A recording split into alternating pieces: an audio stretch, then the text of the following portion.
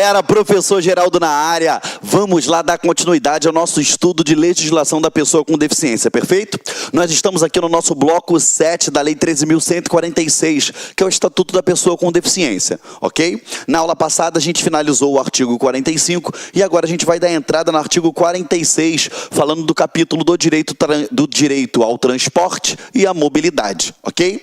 Vamos lá. O que o titio sempre recomenda? Pegue as suas canetinhas, marca-texto, suas canetinhas coloridas na mão, para a gente ir marcando e anotando as observações, tá? Vamos lá.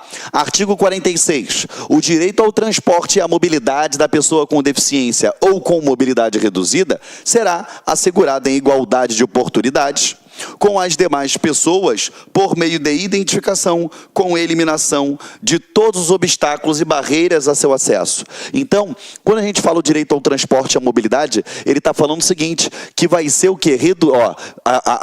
Ou com mobilidade reduzida, seja para o deficiente ou com mobilidade reduzida, ele vai fazer o quê? Será assegurado igualdade de oportunidades, com toda a eliminação das barreiras possíveis, ok? Por exemplo, se eu tenho a escada do coletivo, eu vou ter uma rampa de acesso, ou eu vou ter uma plataforma mais alta para entrada, e uma série de outros fatores, tá? Para fins de acessibilidade ao serviço de transporte coletivo terrestre, aquaviário e aéreo, em todas as jurisdições, consideram-se como integrantes desses serviços. Olha só, eu falei isso lá no início, quando eu falei alguns conceitos, quando a gente falava de barreira dos transportes, aí eu faço menção a esse artigo 46, parágrafo 1º, por quê? Porque ele diz o que fala, o que está integrado, né, dentro desse conceito de transporte coletivo, seja ele terrestre, aquaviário, aéreo, ou em todas as jurisdições. Ele fala o seguinte, o que são considerados? Os veículos, os terminais, as estações, os pontos de parada, o sistema viário e a prestação do serviço. Ok? Então, por exemplo, se durante a prestação do serviço houve alguma atitude de um funcionário, eu tive uma barreira onde? Nos transportes, porque ele está dentro do conceito de transporte. Estamos juntos, perfeito? Ele está dentro dessa noção de acessibilidade que é considerado para esse fim como transporte. Estamos juntos? Parágrafo 2º. São sujeitas ao cumprimento das disposições dessa lei, sempre que houver interação, a matéria nela regulada, a outorga, a concessão e a permissão, a autorização, a renovação e a habilitação de linhas de serviços de transporte coletivo. Então, galera, seja através de outorga, seja através de concessão, seja através de permissão, ou até mesmo a autorização, ou a renovação de tais, ela tem que cumprir essas disposições, perfeito?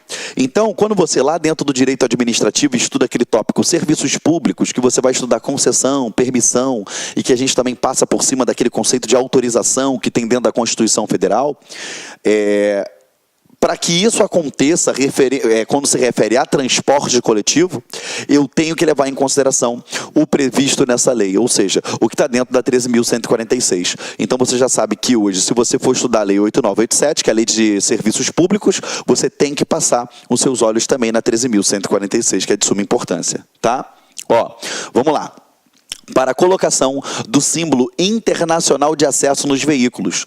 As empresas de transporte coletivo de passageiros dependem, por meio de certificação, de acessibilidade emitida pelo gestor público responsável pela prestação do serviço. Você que me acompanha lá no Instagram também, eu até coloquei esses dias, né? Sempre que eu estou andando na rua, eu vejo algo relacionado a essa legislação, que a galera tem um pouco mais de dificuldade, eu bato foto, eu coloco comentários, e eu coloquei a foto de um ônibus, que estava com o desenho daquela cadeirinha de acessibilidade. E o que acontece? Para que ele tenha, né, o símbolo internacional da acessibilidade, para que ele adote essa utilização, a gente, aquele coletivo, ele tem que passar o quê? Ele tem que receber uma certificação de acessibilidade emitida por gestor público responsável. Aí você fala assim, Geraldo, explica isso daí para mim. Esse desenho, ele é antigo, tá, gente? É um desenho antigo que ele passou a ser adotado no Brasil a partir de 1989, com uma legislação que a gente ainda vai estudar aqui. O que acontece? Simples, é aquele desenhozinho que você já tem até o hábito por ver, quando você vê algo relacionado à acessibilidade, né? Esse é o símbolo. O que acontece? Esse símbolo ele pode ser estilizado? Não. Ele pode ser modificado, alterado, dado uma dinâmica? Não, não pode ser feito. Ele tem que respeitar todo esse padrão, porque ele é um padrão internacional. Entendeu, galera? Então isso daqui deve ser respeitado. Estamos juntos? Perfeito? Vamos lá, tá? Isso daí você tem que prestar bastante atenção. Por quê? Porque você vai ver questões de prova perguntando se ele pode ser estilizado, se eu posso dar uma outra roupagem, dar um colorido. Não, ele vai obedecer aqueles padrões que estão determinados lá na legislação. Tá bom? Vamos lá. Continuando aqui com vocês. Artigo 47. Em todas as áreas de estacionamento aberto ao público, de uso público ou privado, de uso coletivo em vias públicas, devem ser reservadas vagas próximas ao acesso de circulação de pedestres devidamente sinalizadas para veículos que transportem pessoa com deficiência com comprometimento de mobilidade, desde que devidamente identificados. Então, o que eu quero que você entenda nesse dispositivo? É bem criterioso, tá? Vamos lá. Em todas as áreas de estacionamento aberto. Aí ele já fala assim, que tipo de estacionamento? Seja ele aberto ao público, beleza. De uso público ou privado de uso coletivo. Só para você entender aqui. É um estacionamento aberto ao público de uso público. Um estacionamento rotativo que a gente tem na rua. Que você vai lá e paga, o responsável lá pela prefeitura, pelo estado, enfim. Você paga e faz a utilização daquele espaço. Perfeito? Esse é um estacionamento público de uso público. Agora, um estacionamento público, um estacionamento privado de uso coletivo, é o estacionamento, por exemplo, do seu condomínio, onde você mora. Ele deve obedecer às disposições dessa legislação? Deve. É o estacionamento, por exemplo, de um shopping center. Ele é um estacionamento aberto ao público, perfeito? Mas é privado de uso coletivo. Vocês estão entendendo para mim? Perdão, vocês estão entendendo? Então vamos lá. Só para vocês não confundirem isso, tá bom? Então, aqui, em vias públicas, devem ser reservadas vagas próximas ao acesso de circulação de pedestre. Se você se atentar a isso, eu falo isso porque lá no meu condomínio, ele tem bastante área de estacionamento e todas as áreas próximas, né, ao local de circulação, eu tenho vagas reservadas para pessoas com deficiência. Se você analisar, no shopping, as vagas reservadas aos deficientes, elas são próximas à entrada. Entendeu? Se você dá uma analisada no próprio aeroporto, quando eu utilizo bastante o aeroporto, quando eu vou dar aula fora do Rio de Janeiro, a gente percebe que próximo às áreas de circulação eu tenho vaga reservada, entendeu? Até aí tudo bem? Só que eu quero que você atente para um outro detalhe aqui mais à frente que ninguém te alerta com relação a isso, tá? Aqui, próximo a acesso de circulação de pedestres, devidamente sinalizadas, devidamente sinalizadas, aí eu paro aqui. Aí, como assim devidamente sinalizadas? Se você perceber, o estacionamento ele tem aqui, vaga para carro, vaga para o carro, vaga para o carro. Aí aqui é a vaga reservada para o deficiente. Aí essa vaga ela é assim, tem um risquinho aqui no chão, aí tem o desenho aqui, né? O símbolo internacional da acessibilidade, correto? Aí aqui tem outro riscadinho aqui. E aí continuam as vagas, tá? Se você perceber, ela é devidamente sinalizada, ela tem um espaço maior nas laterais, para facilitar a pessoa que tem uma mobilidade reduzida, que está saindo com suas muletas, ou então para um cadeirante, perfeito? Ela é mais ampla e ela tem esse desenho aqui. Mais à frente você vai perceber, quando a gente tratar de outras legislações, ela diz que é conforme normas lá da ABNT, que ela também fala a respeito sobre isso. Tá? Então, isso daqui é só um exemplo para que quando você enxergar isso daí na rua, você lembre da nossa matéria, você lembre da nossa aula, tá bom? Na prova, eles não vão te cobrar para você clicar nisso daqui, a não ser, lógico, que eles cobrem que você clique qual é o símbolo internacional da surdez, o símbolo internacional da deficiência, de acessibilidade, entendeu? Mas aqui, vamos lá, voltando aqui. Isso daqui fica próximo às entradas do shopping, fica próximo às áreas de circulação. Só que o maior detalhe que eu quero que vocês prestem atenção é o que vem agora. E que passa desapercebido. Circulação de pedestres devidamente sinalizada para veículos que transportem pessoas com deficiência com comprometimento de mobilidade. E desde que devidamente identificados. Então, se você analisar, a pessoa, pela literalidade de lei, ela pode ter uma deficiência? Pode, ela pode ter uma deficiência no braço, por exemplo. Mas aquela deficiência no braço gera um comprometimento na mobilidade dela? Não. Então, você percebe que essa vaga aqui ela é reservada não só a deficientes ou com mobilidade reduzida, mas que tenha comprometimento dessa mobilidade. Tem que ter comprometimento dessa mobilidade, desse deslocamento. Vocês estão entendendo, galera? Estão entendendo, meus amigos? Perfeito? Então, isso daqui não caiu ainda em concurso, mas se eu fosse fazer uma questão, eu iria cobrar exatamente isso daqui em prova para vocês. Ou cobraria isso daqui, ó, de uso público ou privado de uso coletivo. Por quê? Porque ele vai falar que estacionamentos públicos tão somente. E aí você esquece do estacionamento que é privado, mas tem um uso pela coletividade. Ainda que seja uma coletividade restrita, ok? Então tem que ficar atento para isso daí, tá? Lembrando a vocês, galera, é uma tarefa muito árdua e difícil a gente trabalhar com essa legislação. Não é porque a legislação ela é difícil. Não, ela é até gostosa de estudar. Mas a missão que me foi dada é trabalhar com você tudo aquilo que cai em prova e todas as possibilidades iminentes de cair. Que é para você já ficar esperto quanto a isso. Entendeu? Vamos lá, continuando aqui com você.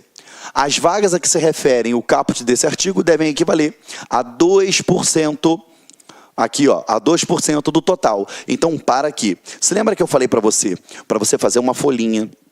Tudo bem que no final eu vou fazer essa revisão com vocês, mas eu quero que você faça isso. Reserve uma folhinha e nessa folhinha você vai anotar tudo que seja valor, prazo, porcentagem, tudo referente a números. Você vai encher uma folha só, perfeito? Só para você ter isso na sua memória, para você dar uma lidinha antes da prova, entendeu?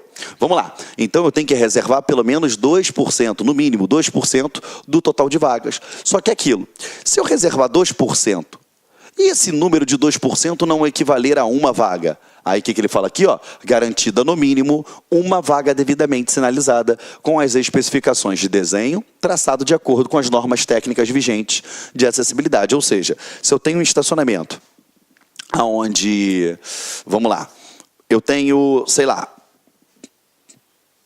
3 vagas. Pô, 2% de 3 não vai dar nenhuma vaga. Eu reservo o quê? Ao menos uma vaga. Entendeu? É bem simples, mas tem que gravar essa numérica. Reservo 2%, beleza? Mas garantindo ao mínimo uma vaga para a pessoa com deficiência, devidamente sinalizada, de acordo com normas técnicas. Os veículos estacionados nas vagas reservadas devem exibir em local de ampla visibilidade a credencial de beneficiário a ser confeccionada e fornecida pelos órgãos de trânsito que disciplinarão suas características e condições de uso. Ou seja, não basta que você simplesmente seja uma pessoa com a mobilidade reduzida ou que tenha uma deficiência com dificuldade de locomoção e mobilidade. Você tem que ostentar essa marca identificadora no seu veículo em local acessível e que seja determinado pela autoridade competente. Por exemplo, tem um amigo meu que ele possui deficiência e ele tem um carro que tem essas identificações, é adesivado, tem uma numérica bonitinha debaixo daquele adesivo, e ele ainda coloca a licença, uma autorização lá no painel, para poder ficar identificado, porque é lógico, né? A gente passa em banca de jornal, pelo menos aqui no Rio de Janeiro, você vê as pessoas vendendo aquele símbolo, aquele desenho do deficiente, entendeu? E, na verdade, qualquer um pode chegar e colar aquilo ali. Qualquer espertalhão pode fazer isso. Então, ele ostenta aquele... Ah, meus amigos, minhas amigas, e aí, gostou da aula do professor Geraldo Neto? Professor top de linha aqui do Lá Concursos.